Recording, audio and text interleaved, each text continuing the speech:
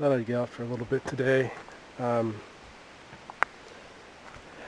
it's the middle of August, believe it or not, and it feels like it's like September, October.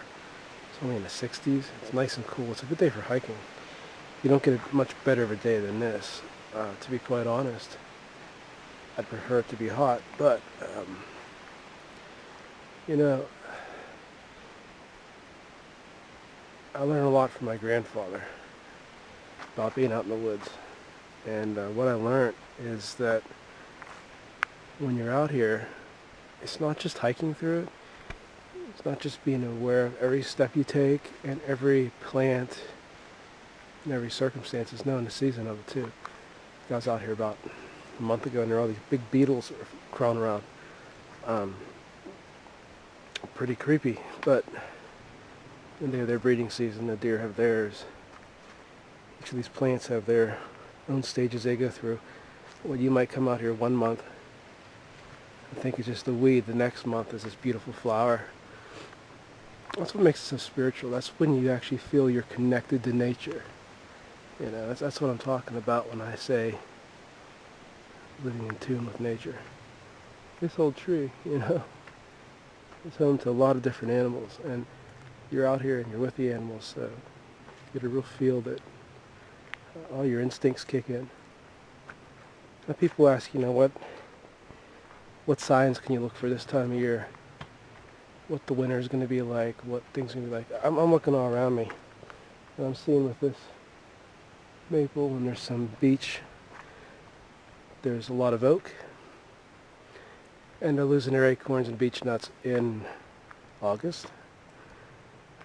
That's a sign to me, being from a lot of hunters and people like that, it's going to be an early winter. It's going to be a cold winter. And the trees are preparing for it.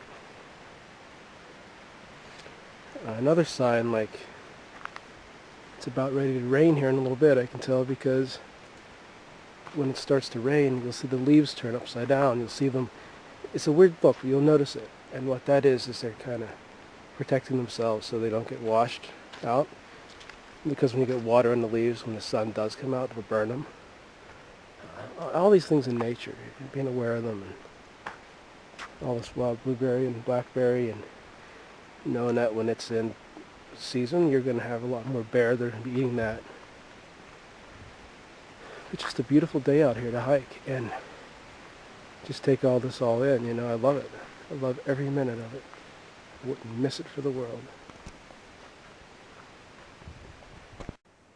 Only a few feet away here from a big rattlesnake. And everybody thinks that, you know, and they are dangerous up here. This one's just sitting here in the sun. So I carefully made my way down at a safe distance, about 10-15 feet away. And I'll show it to you. Right on the edge of that rock, he's sitting.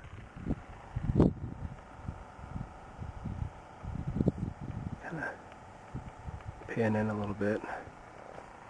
Maybe stand up. He won't be too afraid of me. He's just sitting there overlooking his valley. And that's at least a 4-foot snake.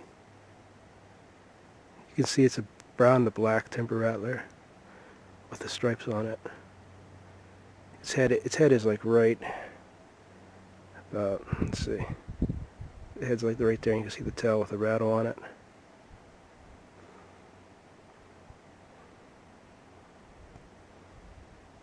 They're a very meaty looking snake. They're very big and tough.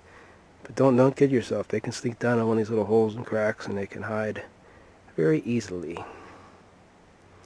Now I'm not going to bother this guy, obviously, because I'm so far back in this mountain. If he'd bite me, I probably wouldn't make it out. What a truly beautiful animal, though.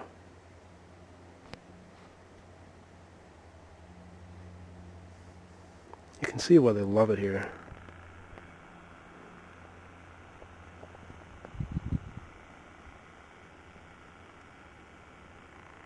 This whole rock face is just places to hide, and I walked through all that just to get here, you know. And I carefully looked everywhere I stepped and beside every rock. This little guy here, he's not bothering anybody. I'm not bothering him. He doesn't have a care in the world, which is nice for me. Another view of this guy here. You can see his head with the scales.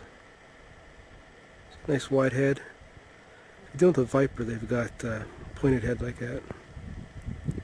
And there's a little diamond on the tail.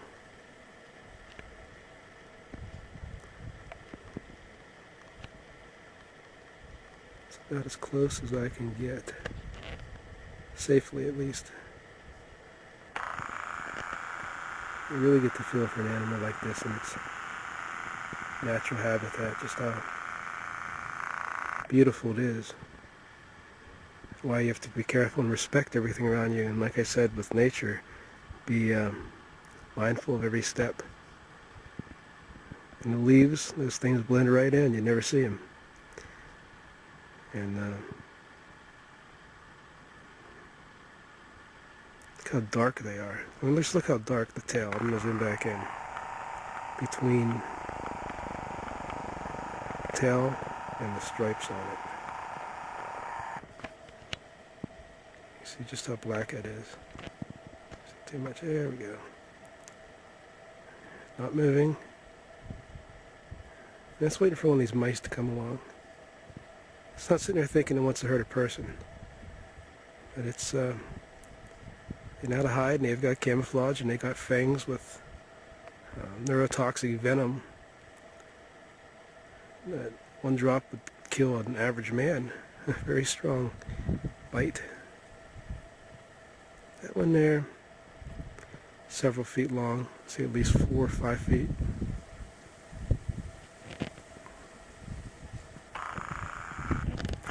We'll let him go. Have a good day, my friend the snake. It's nice meeting you. Thank you for not trying to hurt me or kill me. And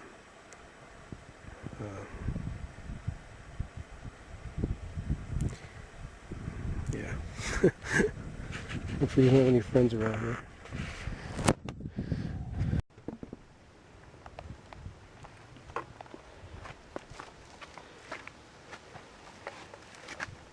No wind would actually be great right here if I can get into this shot.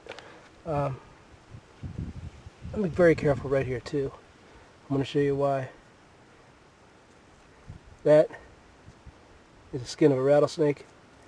You can see they're going through their molting stage. This time of year they call it the dog days of summer. It's August, September, July, that area. The ground is sandstone. It's very porous. There's a lot of holes in it where they hide. This right here shows you that there's been a snake here, and it lost its skin. So, you're looking around here, you want to be twice as careful. This time of year, their senses are a little dulled, they're a little meaner, and they can be anywhere. So, and that's why I'm very careful when I hike in this area. As you can see, our little friend we met was not very scared of me, you know, and you can walk up on one. They don't always rattle. They have personalities like people. Some are very pissed off and some aren't, you know. So, there you go.